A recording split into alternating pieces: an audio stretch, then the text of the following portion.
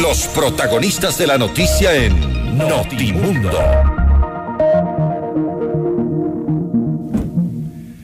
A esta hora estamos en línea directa con el doctor Ramiro García. Él es abogado, expresidente del Colegio de Abogados de Pichincha.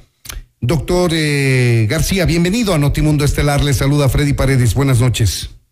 Muchas gracias, Freddy. Un saludo para todos los oyentes y televidentes, porque me imagino que nos estarán viendo también. Así es, cibernautas concretamente que nos siguen a través de nuestras redes sociales. Gracias por su tiempo, doctor García. ¿Cuál es su criterio? ¿Cuál es su criterio respecto de este proyecto de ley de libertad de expresión y comunicación que el presidente Guillermo Lasso quiere reemplazar a la actual ley de comunicación? Bueno, me parece que hay una visión democrática en este proyecto, sin duda.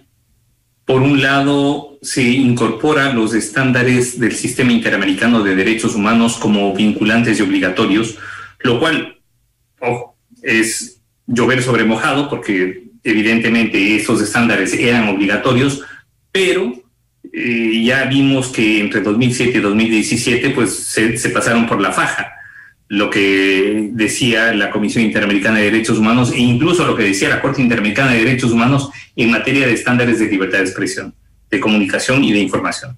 Así que me parece interesantísimo que ya desde lo normativo se incluya esto como un parámetro obligatorio, un parámetro vinculante, y me parece además sumamente interesante que por primera vez en el ordenamiento jurídico ecuatoriano se despenalice la calumnia y la injuria, tanto como delito como contravención, y que se la derive a otros ámbitos del derecho. Eso creo que es un avance, es lo que pasa en el primer mundo jurídico, y me parece interesante que el Ecuador quiera de alguna manera ayornar su ordenamiento jurídico a esos estándares. El Ecuador era uno de los pocos países que mantenía en su ordenamiento jurídico la penalización de la calumnia en una ley de comunicación estrictamente. Bueno, en el Código Orgánico Integral Penal, adicionalmente, la ley de comunicación establecía parámetros absolutamente ilógicos de veracidad de la información. Estamos claros que una información puede ser objetivamente sujeta a 2, 3 o más interpretaciones y que cada una pues expresa una visión de verdad. El problema es que se trató de uniformar, de homogeneizar todas las versiones de verdad en una sola, la versión de verdad del poder. Y eso, pues, evidentemente, desde una perspectiva autoritaria. Así que a mí me parece muy interesante que un gobierno que recién inicie, que además inicia con su capital político intacto, pues ponga una ley que evidentemente pueda ser, un dogal para sí mismo.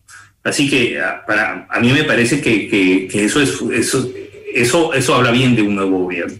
Ahora, el presidente Guillermo Lasso, previamente al envío de este proyecto de ley de libertad de expresión y comunicación, procedió mediante decreto a derogar el reglamento vigente a la ley de comunicación. Con eso, de alguna manera, desarma, hace un tanto inaplicable la ley vigente mientras se reforma este nuevo proyecto, doctor García. Sí, bueno, lo que pasa es que de alguna manera el reglamento de la ley de comunicación era una especie de esteroides a esta ley, es decir, ampliaba, magnificaba la capacidad sancionatoria de esta ley. Entonces, bueno, independientemente de lo que pase en la Asamblea, dentro de su ámbito de competencias, el presidente lo que ha hecho es derogar el reglamento y de esa manera, pues, quitarle un poco el veneno que pudo haber tenido esta ley de comunicación a través del reglamento. Ahora, el presidente Lasso ha dicho que es partidario de que no exista una ley de comunicación, pero eso lamentablemente no puede ocurrir porque establece la Constitución la necesidad de una ley. Sí, bueno, expresamente. Pero más allá de que establezca la Constitución, yo creo que hay ciertos parámetros que deben normarse. Veamos Europa, por ejemplo. Pensemos en países claramente democráticos como Alemania, como Francia, incluso España. y vamos a ver que existe normativa que de una u otra manera regula, porque de lo contrario una información y comunicación totalmente desregulada en un momento en que además no son solamente los medios de comunicación formales y tradicionales, sino también las redes sociales, digamos, los motores de búsqueda de información. Esto puede ser muy peligroso. Hemos visto hace poco cómo ciertas redes sociales como Twitter o Facebook tuvieron que cerrarle la cuenta nada más ni nada menos que al presidente de los Estados Unidos para evitar ciertos escenarios confrontativos o la dinamización de discursos de odio. Entonces, eso es algo que se tiene que tomar en cuenta. No estamos en el escenario de los 80s del siglo pasado. No estamos en el escenario en donde un grupo de canales de televisión, de radios, de periódicos eran los que de una u otra forma monopolizaban la información, ¿no? Ahora estamos en un escenario totalmente diferente, en donde las redes sociales tienen tanto o más protagonismo que los medios tradicionales en la difusión de información. Y claro, esto puede ser muy democrático, por una parte, pero muy peligroso por otra, si es que no existe una regulación adecuada. ¿Usted es partidario de que entren a ser reguladas las redes sociales en el Ecuador, doctor García? Yo soy partidario de que las opiniones en redes sociales deben tener el mismo efecto jurídico que las opiniones por vía de cualquier otro medio. El problema es que en las redes sociales usted se puede llamar, no sé, Blanco, y no pueden identificarle que atrás de Blanco está Ramiro García, que es una persona que consta en el registro civil, etcétera, etcétera, etcétera. Es decir, hay un anonimato, un velo de anonimato que le permite propalar información falsa, insultos, etcétera, y no le alcanza la ley. Bueno, a ver, las redes sociales se prestan para ese tipo de escenarios grises en donde, como usted dice, el anonimato puede amparar a ciertas cuentas que pueden decir cualquier cosa. Pero, ¿qué diferencia hay, por ejemplo, que yo, Ramiro García, le mande a usted una carta en donde le digo que usted es un ladrón, o que yo lo haga a través de un Twitter? Entonces, evidentemente no existe diferencia. Uh-huh. Y tiene que generar los mismos efectos jurídicos. Por supuesto, teniendo en cuenta la diversidad de los entornos digitales, de los entornos tecnológicos en los que estas opiniones pueden darse. Así que, claro, más allá, no es exactamente regular las redes sociales, es dar a las redes sociales un efecto jurídico, porque no puede ser tierra de nadie. O sea, las redes sociales no pueden ser, por ejemplo, un escenario de propagación de discursos de odio, por decir algo. O sea, mañana asoma alguien y dice que, bueno, vamos a perseguir venezolanos, o vamos a perseguir judíos, o vamos a perseguir ecuatorianos en otros escenarios nacionales. Y bueno, esto no puede ser impune. Lo que ocurre normalmente, no solo en el Ecuador, sino en el mundo, es que aquellas personas que desean hacer daño a través de redes sociales se ocultan atrás de un velo de anonimato, de clandestinidad, y la persona común y corriente que pone su nombre y apellido no necesariamente hace eso. Sí, a ver, unos sí, otros no. El problema que vamos a tener que enfrentar a futuro es que las redes sociales, como redes de difusión de comunicación e información, no están reguladas ni están controladas por ningún órgano estatal. Son de propiedad privada de una sola persona. De las plataformas digitales. Exacto. Entonces mañana el dueño de Twitter o el dueño de Facebook, este señor Zuckerberg, decide que me cierra la cuenta a mí y yo no tengo a quién quejarme. Claro, ya vimos eso con Trump. Obvio, hubo un escenario de violencia, de disrupción democrática, pero ojo, eso prendió las alarmas, porque más allá de que, obviamente, a mí me parece execrable lo que hizo Trump, ¿hasta dónde una sola persona puede decidir? Una empresa puede decidir, así es. Si le baja Twitch o no a una cuenta. Entonces, y ojo, estamos hablando de la cuenta del presidente de los Estados Unidos, no estamos hablando de Ramiro García, una persona cualquiera, no, estamos hablando de uno de los personajes principales del escenario del ajedrez mundial político.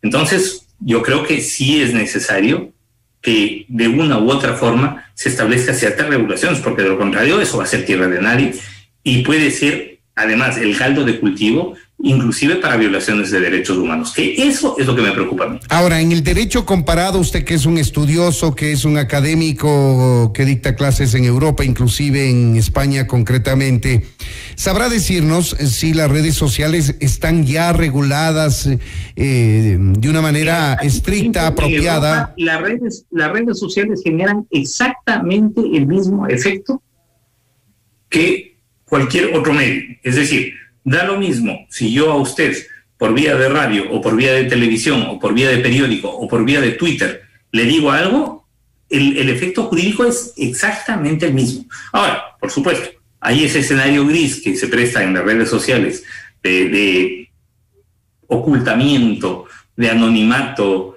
etcétera, pero cada vez ese escenario gris es menor, porque por la vía de la investigación se puede llegar tecnológicamente le pueden llegar a determinar. Exactamente, quién es el que está atrás de esa información o de esa opinión. Así que lo importante es que, como decía Merkel, de hecho, Angela Merkel, la primera ministra alemana, ha sido muy clara en este tema, y ella decía, y con toda razón, la gente tiene que entender que cualquier cosa que ponga en redes sociales tiene un efecto jurídico. Por un lado, tiene el efecto de que puede ser contrastada, de que puede ser contestada, de que puede ser, además, examinada en su veracidad. Pero por otro lado, de que puede generar efectos jurídicos. Uno no puede llegar y decir cualquier cosa en cualquier lado. Por el hecho de estar frente a un teclado, yo puedo decir lo que me dé la gana de cualquier persona. Y yo creo que eso es hay que tomar en cuenta. Sin embargo, el proyecto del presidente Lasso no toma en cuenta eso. Es muy amplio, muy laxo, y de hecho va en dirección totalmente contraria. Pero lo que hace es liberar las cadenas que ataban a periodistas y medios de comunicación. Yo creo que la perspectiva del presidente Lasso es muy democrática, muy interesante.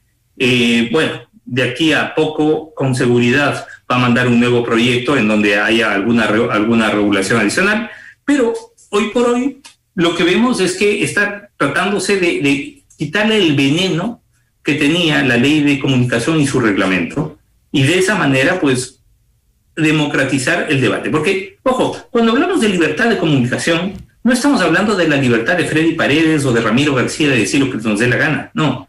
Estamos hablando de la libertad de pensamiento de todos. Así es. De la libertad de pensar y de opinar como nos dé la gana, sin tener que ser penalizados por eso.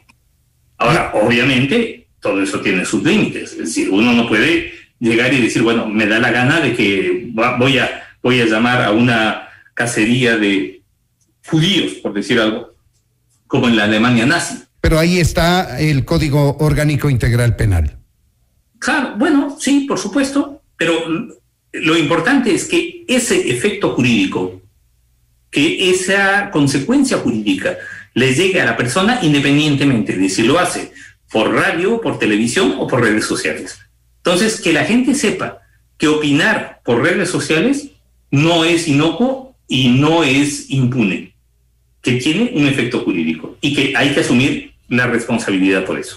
Ahí tienen ustedes, amigos oyentes, son las expresiones del doctor Ramiro García, expresidente del Colegio de Abogados de Pichincha, dándonos su criterio sobre el proyecto de ley que ha enviado el Ejecutivo para reformar a la ley de comunicación vigente. Doctor García, muchas gracias por habernos atendido. Un tema adicional, solamente para terminar, Freddy. A mí me parece súper interesante que tanto la calumnia como delito, como la injuria, como contravención, salgan ya del Código Orgánico Integral Penal, como pasa en el primer mundo. Es decir, los temas de honor se tienen que resolver en ámbitos civiles, en ámbitos de indemnización, además indemnización proporcional, porque si es que es una indemnización desproporcionada, pues inhibe el debate democrático. Pero de ninguna manera puede asumirse al sistema penal como un brazo armado para la defensa del honor de políticos o del personaje de poder. Eso es exactamente lo que se está desactivando, esta protección a los políticos. Habla suficientemente bien del proyecto del nuevo gobierno y creo que por ahí pues merece apoyo. Seguro que sí. Muchas gracias, doctor Ramiro García. Gracias a usted. Esto es Notimundo, amigos, siempre bien informados.